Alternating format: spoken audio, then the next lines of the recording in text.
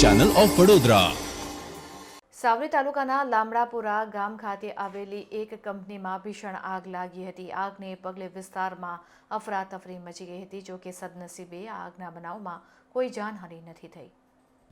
સાવલી તાલુકાના ગામડાપુરા રોડ પર Shah industrial park 2માં આવેલ ચાર્વી ઇન્ડસ્ટ્રીઝ આવેલી છે. આ ઇન્ડસ્ટ્રીઝના ગોડાઉનમાં અજ્ઞાત કારણોસર આગ લાગી હતી. ગોડાઉનમાં મૂકેલ કોરુંગેટેડ પેપરના રોલ મટીરીયલમાં ભીષણ આગ ભભૂકી ઉઠી હતી. બંધ ગોડાઉનમાંથી આગના ધુમાડા નીકળતા લોકોમાં ફફડાટ વ્યાપી ગયો હતો.